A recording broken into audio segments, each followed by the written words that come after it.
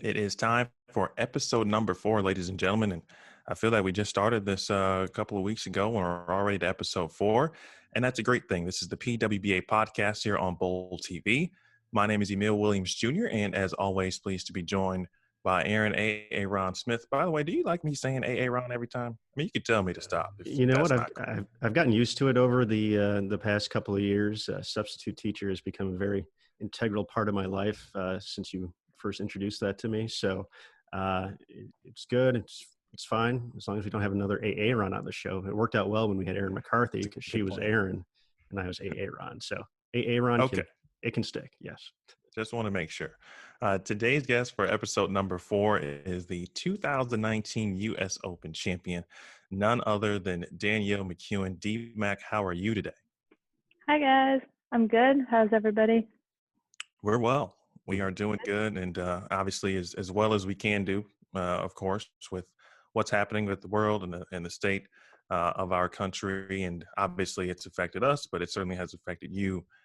As a player and someone who is the utmost professional bowler, someone who's always been a full-time competitor. So having said that, how are you keeping busy in this different world that we're in when you're used to being all over the place all the time? I am. I miss traveling. I definitely miss it all. But, honestly, I'm really not having a hard time keeping busy. I'm finding ways of training and keeping up with being disciplined from home. Enjoying being home, something that I don't normally get to experience, being home with my family, being home with my dog. I've learned a couple different activities that I normally don't really have time for, like walking outside or going for little hikes, having time to kind of play board games or video games. I've been playing Donkey Kong with my siblings and Beat Saber and all these other fun little things. And just, it's really not hard for me to keep busy. I think that's just kind of my personality and something that traveling has prepared me for. I spend a lot of time in hotel rooms and airports sitting around where other people may be bored, and I have no problem keeping myself entertained and finding things to do. So I think I've been prepared for this. So from all this extra time, any new hobbies? My one little hobby that I've picked up is I've downloaded TikTok, mostly for Jasper. Jasper now has his own TikTok, so go follow him. And I'm just I still don't know how to use it yet, but I'm having a lot of fun, like looking through everybody else's dog videos and kind of putting together our own funny, silly little things. Again, running outside, small hikes, not that you can go really all that far right now, but that's stuff that, during the summer I'm on tour, I'm training. I don't really have time to go out and do things that are just relaxing and for fun. So I'm learning those things as I go. What was oh, my bad, Aaron. Go ahead. Real quick, just for someone who doesn't have it, explain TikTok to myself in one sentence. Silly videos, pretty much. Yeah. It's just another social media account, so similar to like an Instagram, but it's not pictures and it's not really writing. It's more focused on videos around music or songs or words, and they're all kind of just being silly and goofy. All right, that works. Emil, you could have Trey could be a TikTok star soon. Yeah, I've done some very, very limited exploration with TikTok, mainly for use, once the season is back on, and how we can get players in some TikTok videos and whatnot. But that would be a good opportunity for Trey as well. He might need his own, IG account pretty soon, the way it's going. D-Mac, I'm wondering, like, when the first went down, as far as, COVID and, things that have been affected since then, what was the initial shock value just for you as someone, as we mentioned, who was always on the go? Did it hit you at, immediately, like, hey, I might not be able to, move about like I normally would? It's been kind of a gradual thing. So I've been following this virus way, way, way before I think anybody really in the States was even thinking or talking about it. We actually saw it for the first time when we went to Iceland, which was back in January. We heard about it in China, but it was really not a discussion at all. And when we landed in Frankfurt, everyone was wearing masks. and we were freaked out. We were literally Googling, like, what is happening? Why is everybody wearing masks? What are we missing? So from that point on, I was already invested in kind of following everything that was happening. We were supposed to go compete in Europe, or a couple of weeks ago at this point. So it was always me watching it, kind of thinking, is this something that I should do? Is this a smart decision? Is this going to affect my travel?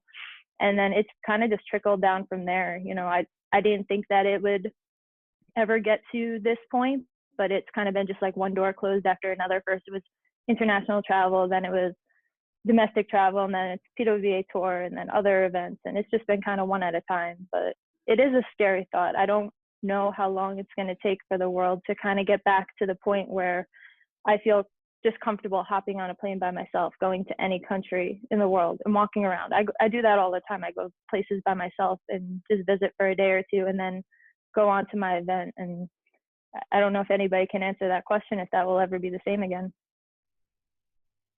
That's a very fair point. And you mentioned, kind of being ahead on this. I believe you were actually planning to go to an event overseas and then decided not to do that and bowl the World Series Correct. instead. So I'm going to guess that was one of the motivating factors for making that decision. Mm-hmm. Yeah, we were following. It was about the week that cases started getting bad in Italy, which is hop, skip, and a jump from Germany, which is where we were going. And it was, again, the tournament was still on, people were still going. It was really us just being overly cautious at the time as to what if we got sick and they didn't let us back in the States? What if they canceled the event while we were there? What if there's a travel ban while we're there and we can't get back home? It was even at the point less concerned about being sick because no one knew the severity of this virus at that point, but it was more of a decision about just being scared. So thankfully, we made the right decision looking back at how everything played out. Which event was that again? It was the Euro Challenge. So it was in Munich, Germany. And then so from there, you make the decision to obviously compete in the World Series. And then you have some success kind of right off the bat, 300 the PTQ. Then you qualify for match play at the Scorpion. And then kind of boom. So just from the performance, we'll kind of just start there. What was working well? How did you feel when you were out there? And, obviously I know there's some differences between PBA, PWBA competition. So how did you work all of that in? From a performance standpoint, I was very happy with my performance that week. I came out pretty strong in the PTQ. I don't normally shoot honor scores, so that was really cool to do in a big event like that. My goal of going to the World Series ultimately was just to bowl because I'm a bowler and I want to learn and I want to get the experience. And I felt like if I wasn't going to Germany to compete, I had to compete somewhere. I had to just sitting home, I'm not learning, I'm not getting better. I just had to get out there and do it. So it's hard to set high expectations when you're bowling with the guys because it's so situational. Unfortunately, there's some situations that my hands are going to be tied and I'm not going to be able to be successful. And that doesn't mean I can't learn and come up with things that I need to do in the future, but the end result is not always guaranteed. However, in other situations, I feel like I have the advantage over the guys when it comes to finesse and accuracy and playing certain angles. So thankfully, the one pattern I matched up really good on and I was able to take advantage of that. Now, it was a unique setup with the World Series this year, having the qualifying and then basically the World Championships taking place after that. So you had about a week from when you qualified for the Scorpion to when you would have gone back to start match play. Talk a little bit about just the mindset in general on that, not even thinking about COVID-19 or anything like that, kind of knowing you had a week in between, having a great performance, throwing it so well to have to come back and get right back into match play. Yeah, so the two of them kind of tie together, dealing with the virus and the format of the event and kind of everything else. So with deciding not to go to Euro Challenge, I booked my flight to go to Vegas and signed up for the PTQ 2 or 3 days before the event. It was a last minute decision, literally scrambling to book all the travel stuff, hotel rooms, cars, get my entry fee in. Went out, bowled the PTQ, bowled the event. There was a 7-day window from the time I qualified for the Scorpion match play till the time I would bowl. And then after the shows, I would go on to Reno to compete in the USBC Masters. So with that 7-day window, I decided, I rushed out here. I don't even have everything set like for the Masters, and I don't even have enough clothes. I threw everything together and ran. So I'm going to fly home. Everything was still pretty calm with the virus at this point. Go home, get all the stuff I need, come back out, and then I'll go straight to Reno. So again, now I have a flight home from Reno. I was supposed to have a flight from Germany to Reno. I'm changing flights around, and everything is very confusing and a mess. But thankfully, I had a week home to kind of sort that all out. And then that's kind of when things started changing. As soon as I got home, it was kind of the talk of, would we go back? Would it be safe to go back? Would the tournament stop? This is when they started canceling all the sporting events. So it was kind of, my focus shifted from a little bit getting distracted from, if I go back, like what I need to do to really compete, versus is it safe to go back, and kind of watching everything that was going on. And it was actually a last minute decision. I was on my way to the airport when I got the call from PBA saying, I hope you're not on the plane yet because we're canceling it, and we're going to postpone it to a later date because it'll be safer that way.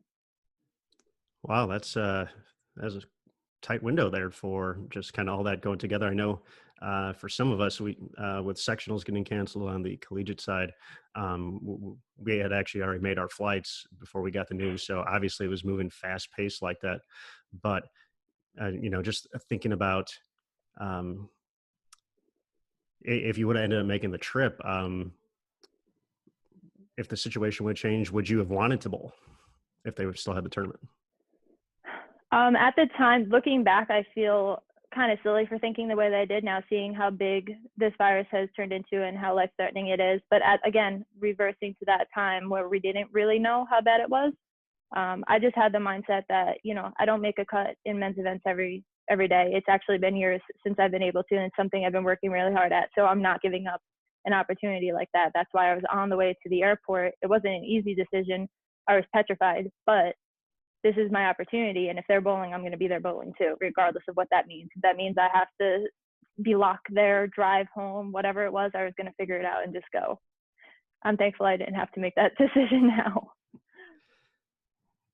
You had some help from some friends in Vegas, right? Because then you had to leave your equipment, and then you had to obviously remove it somehow, some way from South Point. So how did that work out? Who helped you out?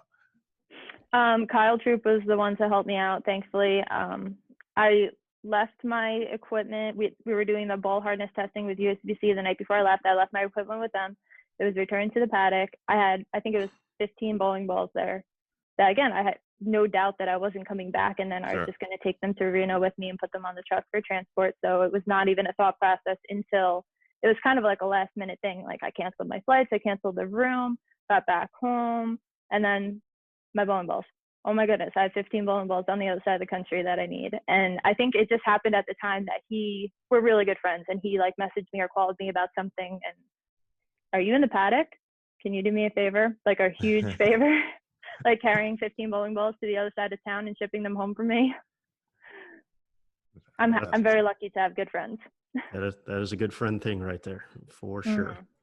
So now that obviously everyone's staying at home, we've seen a lot of cool stuff on social media, folks trying to find ways to stay kind of bowling sharp, if you will, or as sharp as you can at home. What are some things at home that either you're doing or you would recommend folks to kind of try just to, still kind of keep that same feel? Again, kind of looping this back to my travel schedule, I feel like that's kind of giving me the heads up for a situation like this. There's a lot of days that I can't get into a bowling center because of traveling, or I can't get into the gym, and I have to kind of figure out ways to do it, whether from home or in a hotel room or outside, wherever I am at the time. So over the years, I've kind of acquired different tools and, built whatever I need in my house that I can to make sure that I'm able to stay sharp through those times. I've bought all the gym materials that I could possibly use from an airport or a hotel room just to kind of stay sharp. The number one thing that I would suggest to people that are struggling with not being able to bowl right now is visualization. I think that's the best thing. And if you really get good at it, that you can kind of get yourself in a quiet mindset, you can honestly feel yourself bowling. You can feel your grip pressure. You can feel the ball swinging. You can feel your release. You can work on different things. And it's really my favorite tool. I use it a lot when even when I am bowling, if I'm just struggling, you know, between events or overnight, you kind of really visualize and get the feel of what feels good and what you're working on. And a lot of times you walk in the next day and you feel better. So I think by people doing that, when we do get to go back to bowling, it'll be that much easier. Another thing would just to be get the ball in your hand as often as you can. I think the biggest issue as bowlers that we're going to have when we get back out on the lanes is dealing with our fit and our grip, possibly ripping of our thumbs and our fingers, because, you know, our skin builds up that toughness when we're bowling every day. Calluses. But yeah, when we don't, it changes very drastically. So I think whenever you could get the ball in your hand and swing it, whether it means throwing an old ball in the backyard, throwing it at pillows, rolling it on carpet, whatever, creative, whatever works for you, just kind of get your shots in any way that you can. I think we've all seen that one. There's a post on social media going around with it's a picture of a thumb hole with about a whole roll of white tape in it. So that's the thing we want to avoid with this. So. Yes, absolutely. The visualization, I've heard a few athletes talk about that. I would consider you an elite athlete. So if you had to describe or give some kind of tips for those who want to get to that level from a visualization, perspective, Mm-hmm. you know, what might you recommend? I imagine there might be some training tools that could be had, some books to read, etc. Mm-hmm. I actually learned this technique from the book called The Mental Edge. There's, it might even be more than a chapter, but there's a whole section of the book that just talks about this specific thing. And it talks about it through relating it to a couple different sports. And obviously we would apply it to bowling. But, you know, it really breaks it down exactly where you should be in a quiet spot, no distractions, certain things to think about, certain ways to get your mind into the right mindset. I think the best thing to do would really just to do kind of some research, like you said, either through books or use the internet. The internet's the greatest thing at our disposal right now. If you go on YouTube, there'll be whatever you're struggling with, whether it's getting into that quiet mindset or looking for specific things to work on, you can find it right there. How have you used the internet during this time? Unfortunately, to follow a lot of bad stuff, which I need to stop doing. Don't do that. It doesn't help anything. Oh, good stuff. Stick to TikTok. It's more fun. There we go. I'm going to do that. Well, speaking of at least a good internet moment, a few weeks ago we posted a winning moment on the PWBA Facebook page of the 2019 U.S. Women's Open. You were the champion, delivering in the 10th frame for that moment. So we just wanted to go back and kind of look back at that stepladder final. 2 great matches for you. First, having to deliver a double to beat Shannon, and then the great match against Tanya. Looking back at that now, that's been some time. Just kind of what are your fondest memories of that whole experience? All of it. It's hard to just pick, you know, a certain situation or a specific point of it, other than just kind of grabbing the trophy at the end. That's definitely a moment that I'll never forget. But just to win the U.S. Open, the U.S. Open's always been my favorite tournament. It's always been the hardest, the most grueling, challenging, longest, hardest conditions. Everything that makes bowling tough, all thrown into one event, is the U.S. Open. So from my very first time I ever bowled it, I remember finishing the 56 games and just crying. And I wasn't crying because I was upset. I wasn't crying because I was happy. I was just so into, you know, when you're so absorbed into something with your whole heart for so long, it's the most exhausting thing that I've ever been through. And I just didn't know how else to handle my emotions. And granted, I was younger at the time. I can handle it better now, thankfully. But those are the things that learning that through all the times that I bowled the U.S. Open that led to me being able to be successful this year. Were there any particular points in both respective matches? Actually, can you describe your process? And it may not change from the start of the tournament to, you know, the end on television, for example, but, you know, how you keep yourself, you know, in your respective zone, how you handle yourself on television, especially, and the magnitude of which the U.S. Women's Open carries, and it can hang over one's head. You know, it could feel like it's a lot of pressure. So how did you manage all of that, and obviously ultimately hoist the trophy? I try really hard to keep everything consistent. I believe that if I practice like I'm bowling the U.S. Open, and I bowl my local tournaments in my town like I'm bowling the US Open, and then I bowl the US Open show like I'm bowling the US Open, it doesn't change.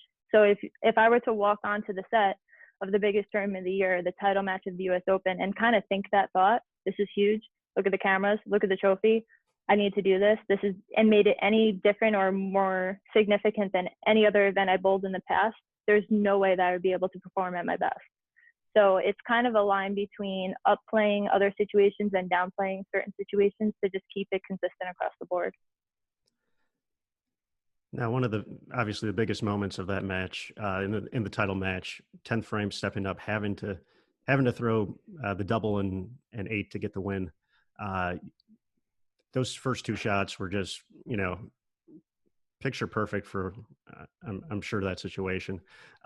Just kind of talk about the mindset going through each of those shots. Are you a score watcher? Were you kind of aware of the situation, or was it just, I know I still need to throw good shots, who's talking to you, kind of all that? I knew the situation in the score, but in the match, but I wasn't really focused on that. I was 100% focused on what I had to do from me to the foul line and hitting my mark, and then not even thinking about the pins falling or anything else. I was 100% absorbed in the things that I could control. And I believe I was able to make those shots because I didn't 100 times before that. There's been so many opportunities that I've been able to get up in the back of a game, whether it's the 9th or the 10th frame, to win a match, win a game, win a title. And I ran into all the things that my body does wrong. My backswing gets too high. I grab the shot. My timing gets later, or my footwork gets too fast. I've made all those mistakes so many times, and I've worked on them. So when I got into that moment, I knew this is what I'm going to focus on. I'm going to keep my feet slow. I'm going to keep my swing low. I'm going to be solid at the line. I'm going to hit my mark. And that was it. Describe your journey to this point on the PWBA tour. I mean, you started obviously in 2015 with the relaunch, and then you win the tour championship. And obviously last year, the US Women's Open, 5 titles overall, and one of the best in the world without question. Describe your journey from your rookie season to now, which some might even call you a seasoned veteran, if you will. I don't know how I feel about that, but it's been a great journey. It's been a learning process in so many ways, both bowling and life in general. And, from the time I started on the tour in 2015, I just knew that this was where I was supposed to be and what I was supposed to be doing, and that I was going to put my whole heart and soul into it to try to be the best that I can be, the best out there, and just love what I do. I'm very fortunate that I get to do something that I love doing. And, both on the tour and traveling the world and competing for Team USA, everything that comes with it. Now I know one of the things that, Emil and I, kind of in our role with the PWBA, we got to look ahead. We got to think about the future as far as, who's going to be the up and comers, who's going to be the next rookie of the year, player of the year. And I think your name falls into the kind of player of the year category there. When's it going to happen for you? Like when you hear things like that, how do you feel about that as far as, folks, maybe putting expectations on you, or is that something you even worry about? I think the only way to answer that would be to say that there's nobody on this earth that can put a higher expectation on myself than I think I can. Mm-hmm. So it doesn't really affect me what other people think or say, because I promise you I'm thinking higher than that, and I expect more of that than myself. So if I'm upset after not living up to an expectation, I don't really feel like I owe it to other people, or other people might think a certain way. It just matters how I think. I know I'm better than that. I know I can do more than that, and I need to figure out a way to do just that. We talked before, and I know you're a person or player who generally does not make their goals public.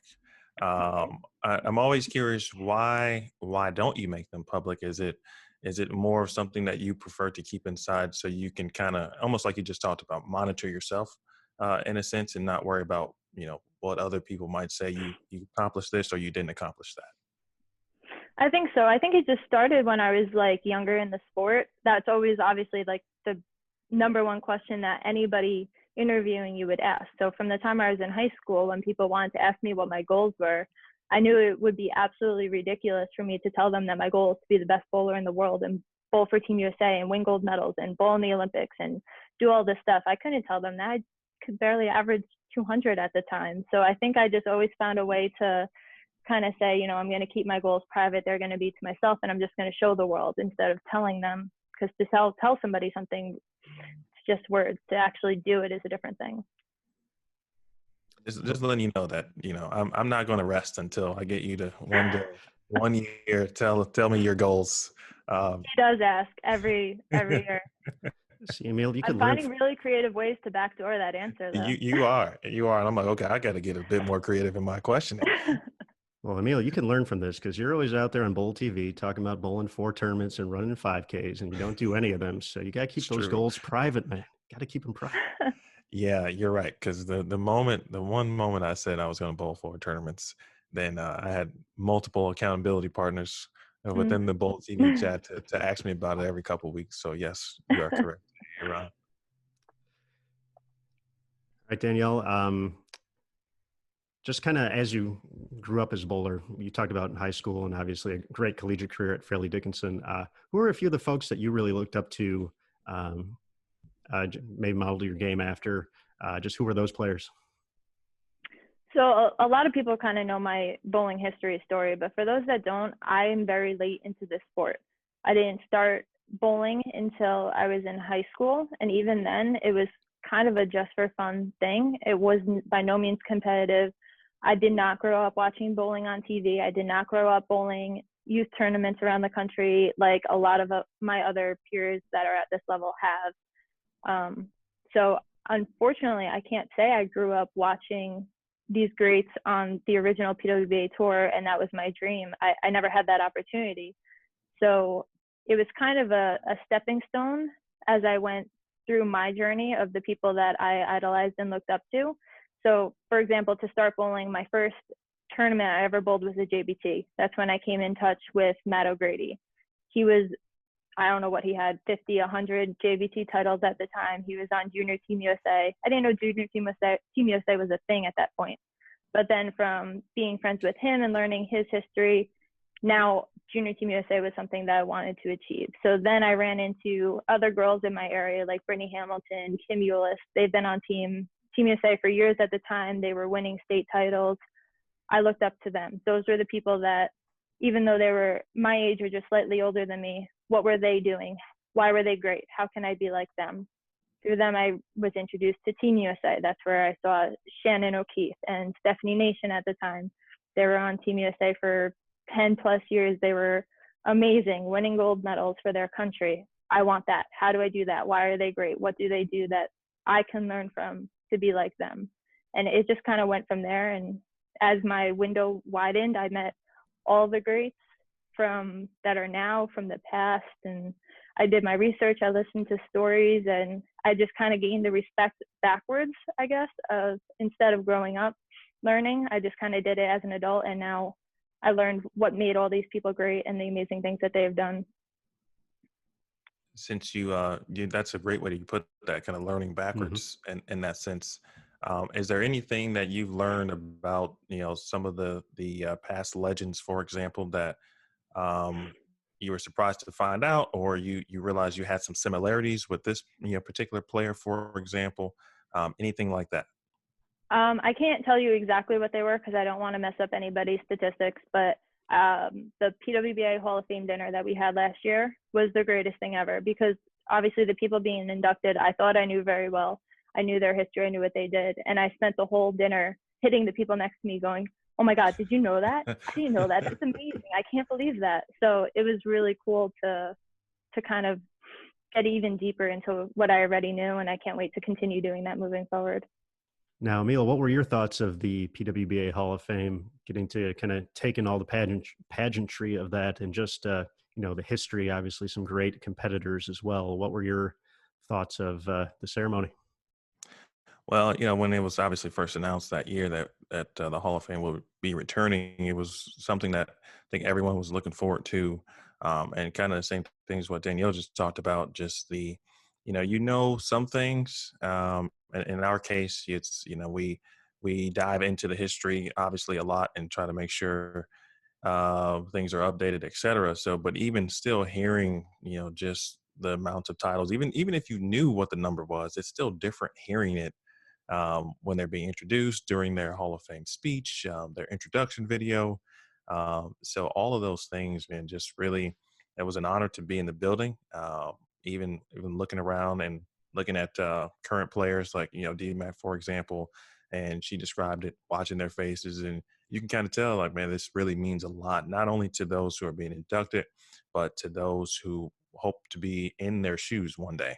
And I thought that was one of the best things to see. And also, it was really cool just to kind of get out the bowling alley in a sense, right? We don't really have an event like that where, everyone's red carpet ready. So it was like cool to, it gets suited. Everyone's wearing, what they may walk down the red carpet in. And so it was just nice to be in that setting. Fun to see, obviously, those be inducted.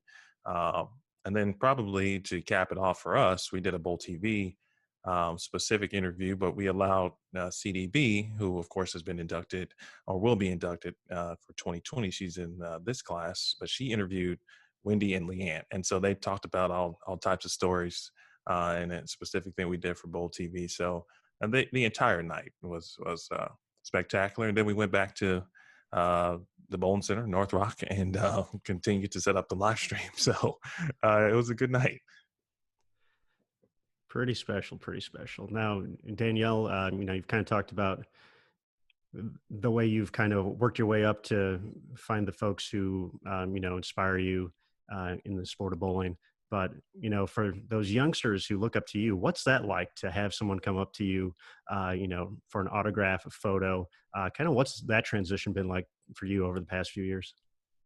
It's really, really cool. And as the PWBA tour is growing, you're just kind of seeing it more and more. The first couple of years, just doing pro-ams, you could tell that people kind of didn't really know who you were or if you were good or what you were capable of. Everyone's kind of testing the waters and just being respectful, but kind of filling it out. And now fast forward 5 years later, to walk into a bowling center and literally have kids run up to me and be so excited to see me and just talk with me and get my autograph is such an honoring feeling. It's something that I can't really put into words to explain. It's amazing. Speaking of the PWBA, and you kind of touched on it briefly, but and we'll get into some Team USA moments, but favorite PWBA moments, and those obviously can be wins, of course, but even maybe some memories or moments that didn't involve a win, but they still rank up in your favorites list. Mm-hmm. So I have two that tie together that come to mind. Obviously, my wins and all my successful moments on the PWBA are up there, but those are kind of more the obvious answer. The thing that comes to mind to me is when they announced that the tour was coming back.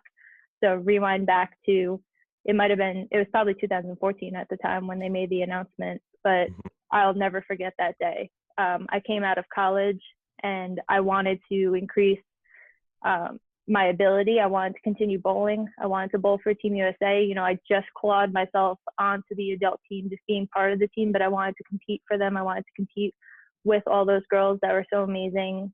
And I knew my only way to do that would be to continue getting better. Only way to continue getting better is to get out there and compete. So I took a year or two where I just went and bowled. I bowled all the guys stuff. I bowled the World Bowling Tour. There was no women's events to bowl at the time. There was no women's tour. So it was a completely different world. I was learning, but I was really fighting to just kind of keep my head above the water. It definitely wasn't something that I could continue doing for years down the road. I knew it was a temporary thing. And I will never forget the day that I was practicing at High Tour, lane 17. I remember sitting down in the chair and opening Facebook just to take a little break and seeing PWBA Tour is coming back. And it was the greatest feeling in the world. I read the headline. I read the article probably 5 times to make sure that I was reading it right. I wasn't missing anything. It was real. I showed other people. I'm like, is this real? Do you think this is real? But I'll never forget that moment. And then that kind of ties into fast forward to the start of the tour. I unfortunately missed the first event of the tour in 2015 because I had a conflict with a really big international event. But the first event I bowled was in Lubbock. And I just remember at some point through qualifying, kind of taking a step back and looking around at all the people that were bowling And like, I almost had like an hour body experience where I was like, this is happening. I'm here. These are the greatest bowlers in the world, and they're all right here. And we're bowling under the same roof, and we're bowling against each other. And I just felt like for the first time in my life, I really had that feeling where I was exactly where I was supposed to be. And this is what I was supposed to be doing. And this is where I belong. Wow. That's way better than where I was when it was announced, because that was actually my birthday, October 9th, 2014. And I had taken the day off of work. It was a Friday. And I was doing something exciting too. I was going getting my license plates. So your story's better. But that was a good time. Wow. That was a It's fun definitely one of those things we all remember, though. Everyone, I bet you that would be a good question to ask the other girls if they remember like where they were, what they were doing, and their thoughts when they saw that posted. Absolutely. I agree. Actually, I'm gonna write that down. Emil had kind of alluded to Team USA as well as he jots away his notes there. But obviously, as you mentioned, that's been a big part of your transition to becoming one of the top players in the world. So for you, what's been some of your top moments as part of the Team USA program? I'm very lucky to have a long list of these. Anytime I get to compete for Team USA, I get to call these girls that I compete against all year, now my teammates, is such an amazing feeling. And to be able to go after our dreams together is the greatest feeling in the world. My top memories that I can think of, the first one that comes to mind is winning doubles with Kelly Kulick in Abu Dhabi. This was in 2015. It was the first world medal, and it was gold, but it was the first world medal I've ever won. And it's very similar to my first title. It kind of caught me off guard. Like I never thought about how I would feel or how I would react to a moment like that. But then to see how emotionally I took it and how unbelievably proud and honored I was to be there in that moment, like totally caught me off guard. And I'll never forget that feeling. And then fast forward a couple of days later, after that, we went on to win team gold. I got to watch Liz Johnson shoot 300 to help us win team gold. Like storybook, complete, perfect situation. Just to get to bowl with Liz Johnson was amazing, but to watch her make history and do something like that in her last world event I'm just so happy to be proud of it. And then one more that stands out would be in 2017, again, World Championships in Las Vegas, our famous trios match, where unfortunately Shannon O'Keefe, my teammate, it was myself, Shannon O'Keefe, and Kelly Kulick, and Shannon was super sick to the point where we were talking about possibly not bowling, probably having to pull out of the medal match. And I remember they were introducing us. Our coach said, just get ready. She might be here. She's trying her best. Obviously, Shannon's the toughest competitor that we all know. She's not going to let an opportunity like that slip, but we knew how sick she was. So I just remember staring at where you walk around in South Point, the corner where she would come around, just like praying that she would find the strength and the ability to do this. And it was literally at that moment she walked around the corner, and then we went on to win after that.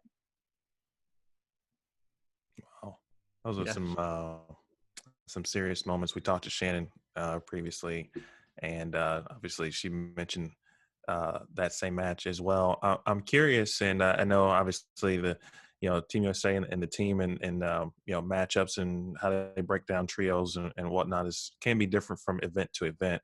But I feel that you often bowl with Kelly. How have you been so successful as doubles partners, and what has worked well? What's the synergy like working with one of the greatest of all time?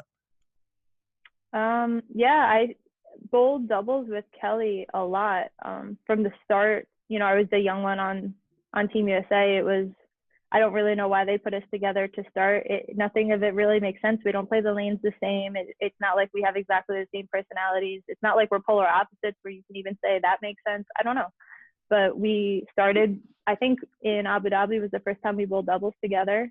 And we won. And then they kind of kept us together after that. We went on to bowl the World Games and Champion to Champions. And we bowled Worlds another year together. And, it just works for whatever reason. We don't play the lanes the same, but we can communicate really well, where she knows my game very well. I know her game very well, but we're not doing the same thing. So it's not like we're ever both trapped or we're both going off. We balance each other out. And I guess that's what makes a successful duo. Now, here's a theoretical question. Coach Rod calling you up for a Team USA event. Says, Danielle, you can pick any doubles partner you want. Who would it be? That's a really hard question. I don't want to play this game. Okay. I slipped that in That's there. a good game. All of them. That's a good game. It's a good game. Is this like anybody in obviously who would be eligible? Like anyone, right? Anyone, yeah. What if we give you 3 opportunities? Okay. We'll give you 3 people. Like you could at Oh, least I'm narrow. going to pick 3 people? Yeah, you get to narrow the list down to 3, and then you can, you'd have to choose one. But give us 3. Okay. I mean, Kelly obviously is definitely on that list. We've had great success before. I would have to throw Liz Johnson on that list. She is the greatest of all time. Any opportunity I have to bowl with her. And, I really haven't had that many. I actually have bowled a doubles event with her in the past. We didn't do very well, so I'd love to redeem that. And then I would have to say Shannon O'Keefe. She's the greatest bowler out there right now, and I would love to have her on my team, and let's go tackle the world together. I think we should just make this a qualifying event. We'll have those 3 both to be your doubles partner. So there we go. That's funny. I had something you mentioned previously, and I hate that I do this sometimes, but I had like 2 follow-ups. Prior to the tour beginning, of course, I mean, we talked about that as one of your favorite memories. You were out on the World Bowling Tour and bowling some PBA events. And now understanding what that experience was like, have you ever get a chance to talk with, for example, Liz or Kelly about their experiences when they were bowling, kind of exclusively on the PBA? Maybe, if there were any similarities, some things that you paid attention to or also experienced during, some of the things that they experienced, for example. Absolutely. I've relied a lot on the other female bowlers that have competed on the men's tour for advice, because it is really a totally different world. It's a different game on the lanes, and it really attacks you mentally different because, as I said before, it's so situational, and there's just times where, I was bowling really good. My reps, my coaches are standing behind me saying, "You're throwing it great. You're hitting your mark. You have the right ball in your hand, but you can't shoot over 180, and you just have to be okay with that." And I couldn't comprehend that. How could I be okay with that? That's not acceptable. I need to figure this out. But then talking to the other girls kind of taught me that, there are certain times where that is just all you can do. That's what the lane's providing you. And, you're just going to have to expand your toolbox and expand your mental game and really learn how to grind out those moments and then attack when you have it. And I learned a lot from mostly Liz, because she kind of, I think I strayed from my own game for a few years for too long, trying to figure out, well, if the guy's a hook in the whole lane, I have to figure out how to hook the whole lane with less rev rate. I have to drop my ball speed. I have to increase my rotation. I tried doing way, way, way too much, and I got away from what I'm really good at. And what Liz does, which she's really successful with against the guys, is she plays her game, whether it's right, wrong. She knows she's the best at it, and if she has a crack to hit, she's going to hit that crack and outbowl them. So that's kind of the route I've gone over the last year or so, instead of trying to really do what they're doing and what I think the lane's trying to tell me to do. I'm doing more what I'm best at and trying to just be better at it than everyone else. And it's been working a little bit better. Nicely done. Nicely done. World Bowling, Team USA, PWBA. We've talked about your travel schedule, and I know that. What's your country list up to at this point? How many have you been to? I think it's 35. Okay, so 35 countries. I know that's even more difficult potentially to narrow down which is your favorite. But give us your top 5 countries that you've been to or you've visited, and then give a reason why the viewers, the listeners of our podcast should go visit those respective countries. Okay. First of all, I love everywhere I go. I just love the experience of traveling and being in a strange place that you've never been before, and just absorbing the culture and all the differences. It's really hard for me to say where my favorite place is, because it's the last place I went and the next place I'm going and everywhere in between. But in order to pick my top 5, the first one that comes to mind would be Iceland. I've been there twice now. It's absolutely gorgeous. I've been there twice in the winter, so I haven't seen the summertime. I've heard the summertime's beautiful, but in the winter, it's snow everywhere, snow-covered mountains. There's so much to see and do, from the waterfalls to the volcanoes to the landscapes. It's a nature lover's dream place. My other favorite place would be, it's a little city in Belgium. It's called Ghent. It's about an hour, maybe an hour and a half train ride from Brussels. It's like a little fairy tale city. There's really not much there. It's not like going to Rome where you see the Colosseum, or going to Paris where you see the Eiffel Tower. There's no sights there to see. There's nothing really to do. It's just this beautiful, quaint little town where you can just really absorb the culture and the history, and, you know, see all the different things that there are to see, eat the food, go to the different places. It was such an amazing trip. Somewhere in Asia, I don't know if I can narrow down one country. I love South Korea, I love Japan, I love Thailand. It's really hard for me to just pick one, but I just love Asia in general, mostly for the food. I'm a big foodie, and the food over there is just the best. Korean barbecue, sushi, shabu shabu, the list goes on and on. I think I'm up to 4 now, right? Yep, you're on number 4. Number 4, I really loved Australia. I didn't like the flight there because it was the longest trip I've ever been on. And I love traveling, but that was a long trip. But I loved it there. I loved that I could kind of, I guess, learn their culture easier than other places where you go to other countries, they speak a different language. You're only really kind of learning a word or two. But in Australia, they speak English, but they don't. They speak a totally different language. So, but you can learn it because it's still your words. So being able to really communicate with them and learn that they have the same vocabulary as us, but different meanings, is really funny and was really entertaining. We even did a whole video while we were there that was just about Aussie slang, where we were kind of guessing what certain phrases meant and trying to say certain things, and it was really fun. And then my last place I would say would be UAE, specifically Dubai. It's a futuristic world. From the time you step into the city, it's just tall, beautiful skyscrapers and big fancy cars and crazy architecture and shops everywhere, and you name it. It's just like literally going into a future years down the road, what you would imagine. That's Dubai. I'm impressed that you were able to narrow this down. Nicely done. I can keep going. I can list all the places. I love them all. Danielle, some folks may not know that the bowling bug runs pretty deep in your family, and you have some younger siblings who are starting to find some success, not only locally, but at some of the premier youth events, Junior Gold.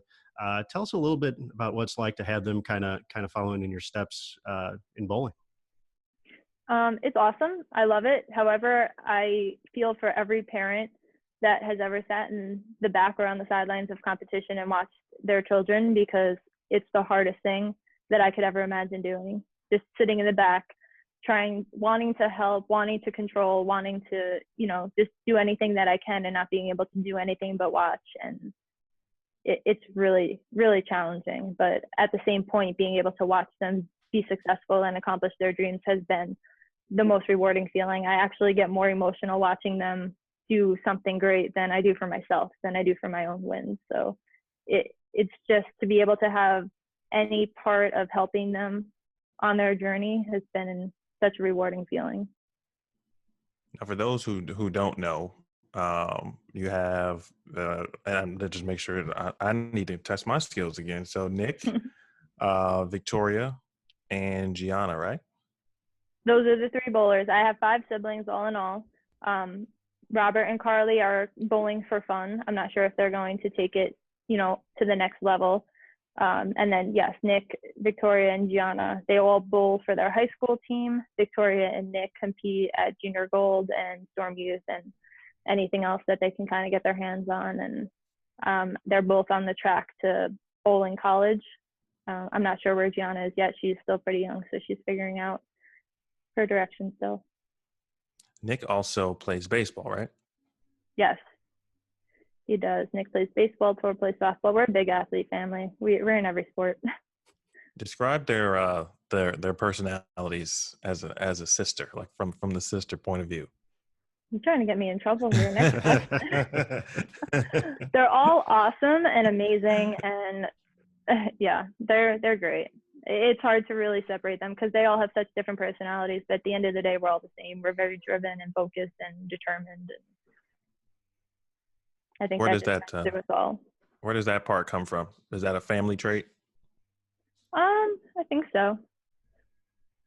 I know my mom always jokes about that. She goes, I don't know where the athletes came from because she doesn't really consider herself all that athletic, and we're not really sure, but there's something there. There's something with the mindset of having to be successful for sure. So how much trouble are you and your brothers and sisters getting your mom into right now? None. We're all angels. Everyone's an angel.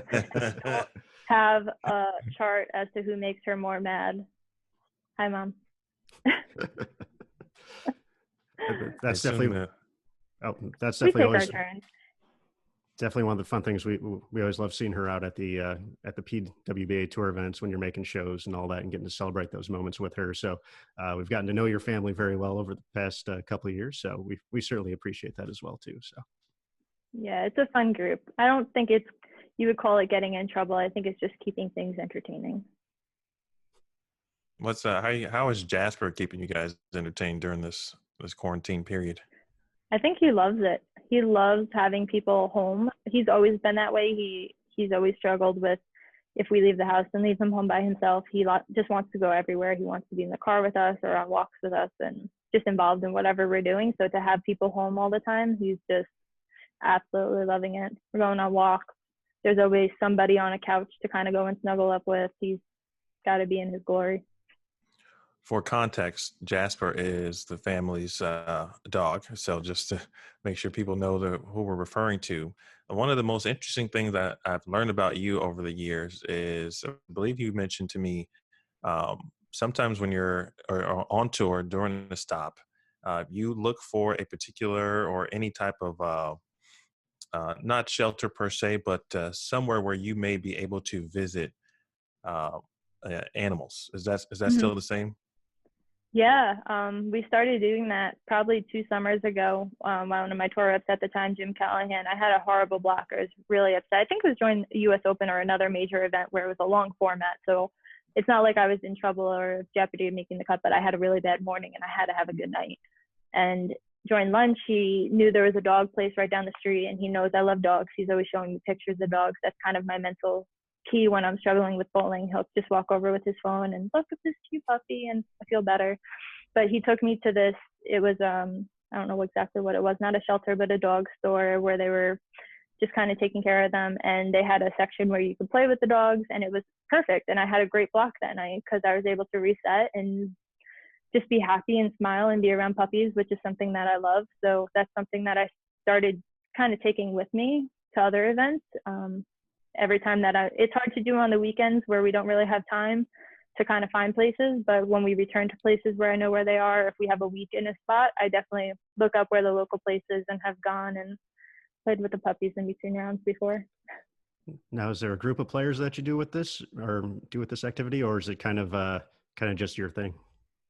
Yeah, it's just been my thing for right now. I haven't really brought many people with me. We've talked about it though. There's other girls that, you know, they see my pictures and they're like, where did you go? Take me with you next time. So it might turn into something. That's what's up. Well, we're nearing the end, and we have a special Aaron specific question. We always save that for the end, at least early on in our podcast journey. So since bowling is not at the forefront at this point in time, what activity do you miss most aside from bowling that was kind of part of your normal routine? I know this is going to sound funny to a lot of people because it's not their normal, but I miss traveling. I miss the airport, and I miss planning traveling. I consider myself literally, I have become a professional travel planner. I always joke I could be a travel agent. It's a big deal. If I ever needed to, because most of my life is either training or planning to compete, right? I could train all day, but when I'm home, I'm looking at flights, I'm looking at hotels, I'm on Priceline, I'm on whatever it is that I'm trying to figure out, car rentals, Expedia, and that's what my life is consumed of, especially at this time right now, preparing for tour. I have 14 weeks and then I go right into overseas after that. So I just miss doing that. You know, I have a whole system down as to what fare class to book and what airline I fly and all my points and all, you know, all the stuff that goes along with it. And I miss that. Best and worst travel story before we get to Aaron's question. Best travel story. That's hard. Anytime that I make it successfully to my destination with all of my luggage and get upgraded is a great travel story. All right. I like that. The upgrade is the important part of that. The bags are so. My worst travel story is kind of, it's not one particular story. I went through a year, probably maybe 4 or 5 years ago, so back to the start of tour, maybe even just before it, where every trip I went on for at least a year, something went wrong. It was delayed. I missed my connection. They lost my bags. The flight was canceled. Emergency landings in random cities. I spent more nights in random cities between flight cancellations and misconnections than I could even begin to count. It was awful, to the point where people, like my Team USA team, would literally be like, she needs to go on a different flight and we're going to fly on this one and meet her there because we can't have this go wrong to everybody. Thankfully, that wave has turned since then, but it was a bad streak of luck. I told a fib, by the way, too. I do have one more. Prior to hearing the news about the tour, what were you looking forward to doing, like from a professional perspective? You know, you got your degree. What did your degree say that you were going to do, and you know, what might you be doing if there was no professional bowl? My degree says I was going to be an elementary school teacher, and I don't know if I could honestly say I could see myself doing that right now. So I'm very happy, and I'm just a firm believer that, you know, life works out the way it's supposed to be. So I love that I went to school for that. I have that in my back pocket. I also have a psychology degree that was focused in kids, so that still helps me to this day between my siblings and being able to coach and possibly coaching moving forward if I were to work with a high school or college team. So I don't regret that experience at all, but I'm very happy that I'm a bowler right now. All right. Aaron. Emil, all right, let's get to it. Final question, Danielle. What is your binge watch recommendation? I'm really not a binge watcher. The only time I binge watch shows, honestly, is when I'm traveling on an airplane. I'll sit there and watch show after show. But even right now, with everything going on, I'm just not the type of person to sit on a couch and kind of watch a show endlessly. But I do have my list. I have my long-term list of things that I've watched before that I always go back to. Friends is my all-time favorite. I love Entourage. Manifest, that's currently on right now. They just finished season 2. If you haven't seen that, that's a great show to go back and watch before they start season 3, hopefully. On Netflix, I've just got into Fuller House. I've never seen Full House. I know a lot of people are going to laugh at, I know. What? But I'm loving Fuller House. So I might go through Fuller House and then go back and watch Full House. If it works that way, I'm not sure yet. We'll see how long all this goes for. What else? Designated Survivor is one of my favorites. You is definitely a show. That show I did binge watch because once you start watching it, you can't turn it off. And then we've also invested in Disney Plus. So I've gone back and rewatched Boy Meets World and Hannah Montana and all the shows that I watched growing up. That's kind of been my thing for the last week or so. That's it. It's a pretty healthy list, though, there. I'm shocked by this. We're gonna have to have you back on because we need to talk about this once you finish it, or finish them, I should say, both shows. Which shows? Fuller House? Fuller and Full House. Yeah. I know. I get that a lot whenever I say I've never seen Full House. I'm bad with that stuff. If you name most of like the all-time American, every person has seen this movie growing up in America, I haven't seen it. Same thing with TV shows. I'm the worst. The Manifest, is that the show? It has something to do with travel, right? Planes, and people are on a list, but then they disappear or something like that. Yep. Yeah. People get on a plane. They travel from their destination, from where they leave to their destination, And when they land, they find out that the plane's been missing for 5 years. Everybody that was on land, that was at home, thought that the plane went missing, it crashed, they were gone. And they just thought they took a 2-hour flight and everything was back to normal. So the whole show is kind of figuring out how they can get back into their lives of being assumed dead for 5 years, and also trying to figure out what happened with the plane and how all this happened. And it's really good. That sounds like a good show. I don't know how you're watching it, considering how much you are on a plane. Yes, it's definitely not a watch on the plane show. No, not at all. Not at all. Any final thoughts, Aaron? No, just thanks for the interview. It was awesome. Definitely enjoyed the opportunity to hear a little bit more about your PWBA and Team USA journey. So thank you, Danielle.